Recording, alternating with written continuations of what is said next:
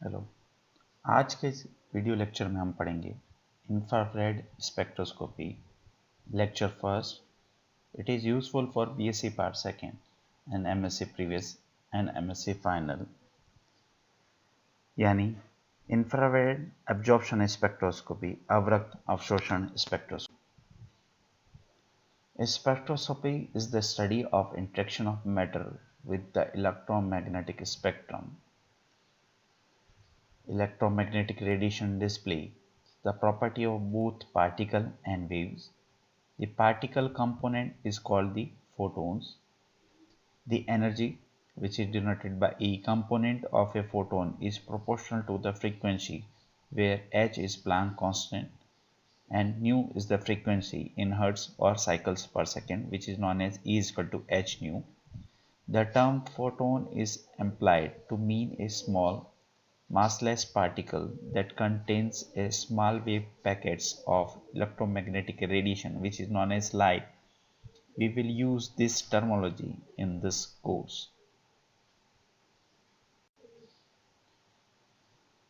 Because the speed of light c is constant, the frequency nu, the number of cycles of the wave per second can complete in the same time, must be inversely proportional to how long the oscillation is or wavelength. The nu is equal to c upon lambda. So E is equal to h nu and nu is equal to c upon lambda. So it is known as hc upon lambda. C is equal to 3 into 10 to the power 10 centimeter per second. Amplitude, which is A, describe the wave height or strength of the oscillation. Because the atomic particle in matter also exhibit wave and particle properties, electromagnetic radiation can interact with matter in two types: collision, particle to particle, energy is lost as heat and movement, and the second one is coupling. The wave property of the radiation match the wave property of the particle and couple to the next higher quantum mechanical energy level. संक्षेप में अगर कहें तो infrared absorption spectroscopy को IR spectroscopy कहा जाता है। विद्युत चुंबकीय स्पेक्ट्रम यानी इलेक्ट्रोमैग्नेटिक रेडिएशन के दृश्य यानी विजिबल व सूक्ष्म तरंग यानी माइक्रोवेव के मध्य का भाग इंफ्रारेड या अवरक्त किरणों का क्षेत्र होता है। इन विकिरणों की तरंगदैर्ध्य का मान काफ़ी उच्च लेकिन ऊर्जा का मान बहुत कम होता है। इतनी कम ऊर्जा वाले विकिरणों के अवशोषण से अणुओं में किसी प्रकार का इलेक्ट्रॉन संक्रमण की संभावना नहीं रहती है, लेकिन इनसे अणुओं में विभिन्न प्रकार के कंपन यानी वाइब्रेशन अवश्य उत्पन्न होते हैं। आईआर क्षेत्र के विकिरणों के अवशोषण से परमाणु के मध्य विभिन्न बंधों में कई प्रकार के कंपन हो सकते हैं। चूंकि अणुओं में बहुत प्रकार के बंध होते हैं और प्रत्येक बंध में कई प्रकार के कंपन हो सकते हैं, अतः किसी यौगिक के आईआर स्पेक्ट्रा अत्यंत जटिल होते हैं। इसमें बहुत सारे अवशोषण बैंड प्राप्त होते हैं। आईआर स्पेक्ट्रम की यही जटिलता वस्तुतः इसकी उपयोगिता भी है, क्योंकि इसके दो एनेंटियोमर्स के अतिरिक्त किन्हीं दो यौगिकों के आईआर स्पेक्ट्रम समान नहीं होते हैं। अतः किसी अज्ञात या अशुद्ध इम्प्योर यौगिक के आईआर स्पेक्ट्रा के प्रत्येक शिखर की तुलना किसी विश्वसनीय या शुद्ध यौगिक के आईआर स्पेक्ट्रा के प्रत्येक शिखर के साथ करके यौगिक के उस नमूने के बारे में अधिक जानकारी प्राप्त की जा सकती है और उसकी शुद्धता का भी परीक्षण किया जा सकता है। आईआर स्पेक्ट्रम में समान अवशोषण बैंड दर्शाते हैं, अतः इस प्रकार की सूचनाओं के आधार पर विभिन्न यौगिकों में विद्यमान क्रियात्मक समूह के बारे में जानकारी प्राप्त की जा सकती है। स्पेक्ट्रम के बारे में एक और विशेषता बात यह है कि अकेले आईआर स्पेक्ट्रा के आधार पर किसी यौगिक की संरचना के बारे में कुछ नहीं कहा सकता। इसके लिए हमें किसी अन्य स्पेक्ट्रम जैसे यूवी एंड आईएनएमआर की भी जरूरत पड़ती है। अतः किसी यौगिक के आई स्पेक्ट्रा से प्रत्येक अवशोषण बैंड के विश्लेषण की आवश्यकता नहीं रहती। आईआर क्षेत्र की विकिरणों का तरंगदैर्ध्य बहुत उच्च होता है, अतः हम यूवी विकिरणों के भांति एनएम में इसे प्रदर्शित यानी नहीं करते, वरन इसे माइक्रोमीटर यानी म्यू एम में प्रदर्शित किया जाता है। विद्युत चुंबकीय स्पेक्ट्रम में 800 से 2000 एनएम अर्थात 0.8 to 20 म्यू एम तरंगदैर्ध्य का क्षेत्र आईआर स्पेक्ट्रा माना जाता है, जो कि इलेक्ट्रोमैग्नेटिक रेडिएशन के में बता रखा है, जिसमें से मुख्य आईआर क्षेत्र 2.5 से 15 म्यू तक का ही होता है। 0.8 से 2.5 नियर आईआर या निकट आईआर होता है, जबकि 15 से 20 म्यू एम तक का क्षेत्र दूरस्थ आईआर यानी फाई आईआर कहलाता है। Introduction.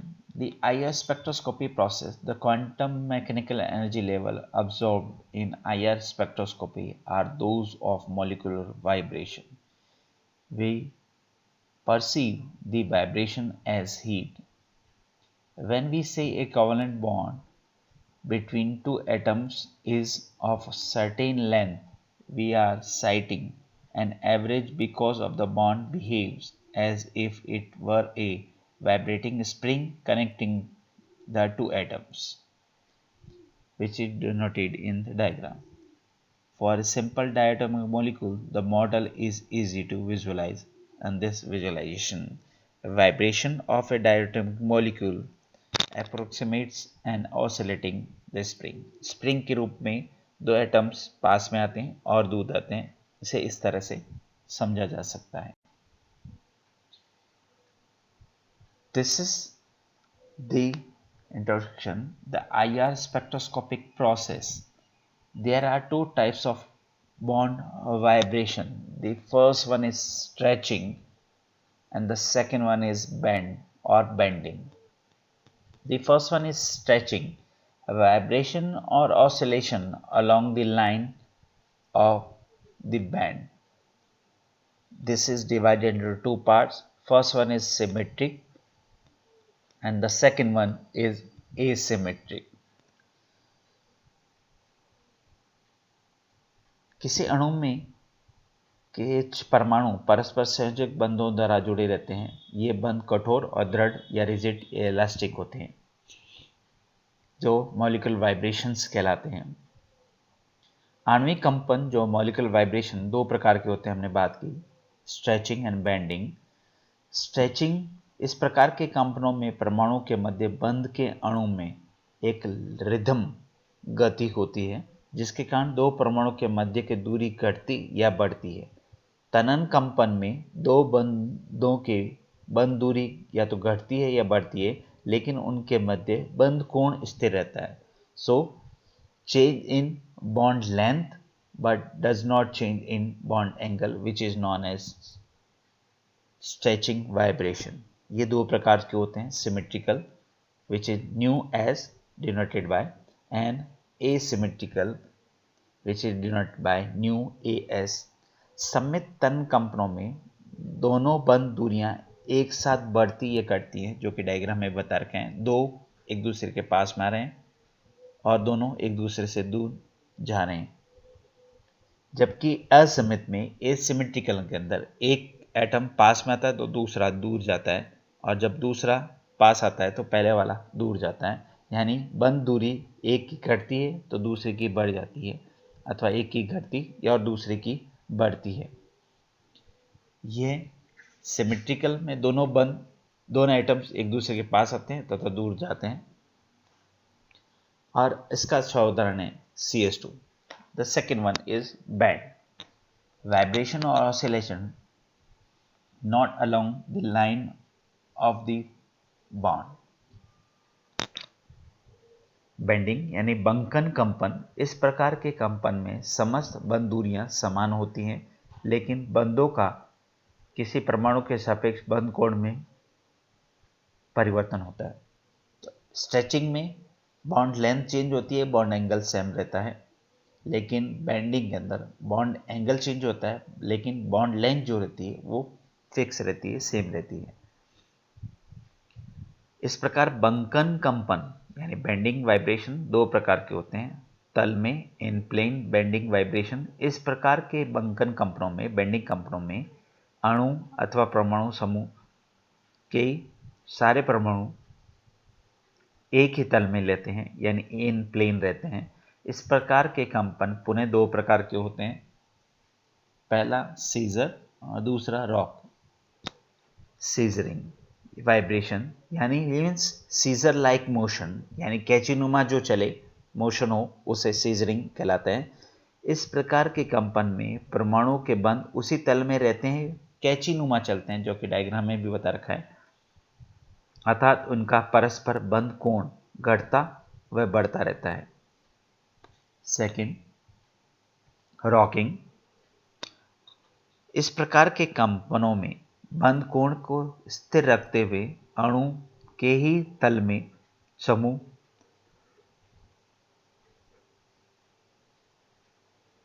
दाईं ओर और बाईं ओर कंपन करते हैं, यानी it is twist in left side and right side.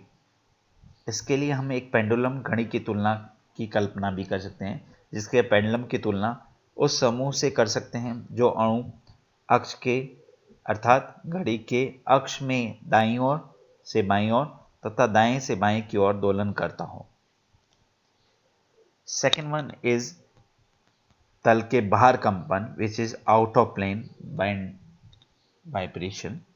इस प्रकार के बेंडिंग वाइब्रेशन में कोई अणु या परमाणु समूह के परमाणु कंपन करते हुए तल के बाहर, ऊपर या नीचे निकलते रहते हैं। इस प्रकार के वाइब्रेशन भी दो तरह से होते हैं।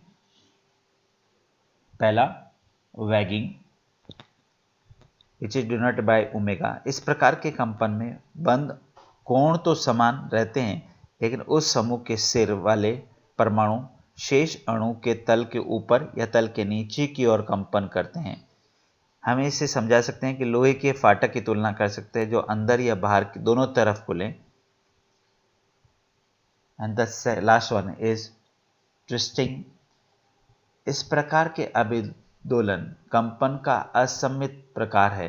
अभिदोलन कंपन में समूह के सिरे वाले दोनों परमाणु एक साथ अणु के तल के ऊपर या नीचे दोलन करते हैं, जबकि ट्विस्टेड कंपन में समूह के सिरे वाले एक परमाणु यदि अणु के तल के ऊपर की ओर गति करता हुआ दोलन करता है, तो दूसरा परमाणु ठीक उसी प्रकार अणु के तल के नीचे की ओर गति करता है।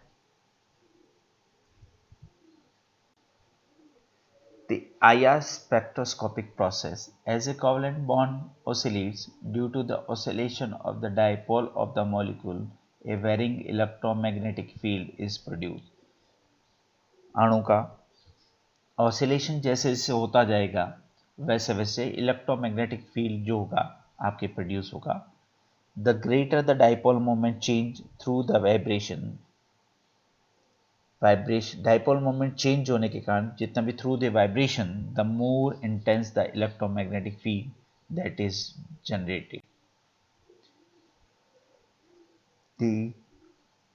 When a wave of infrared light encounters this oscillating electromagnetic field generates by the oscillating dipole of the same frequency, the two wave couple and the IR light is observed.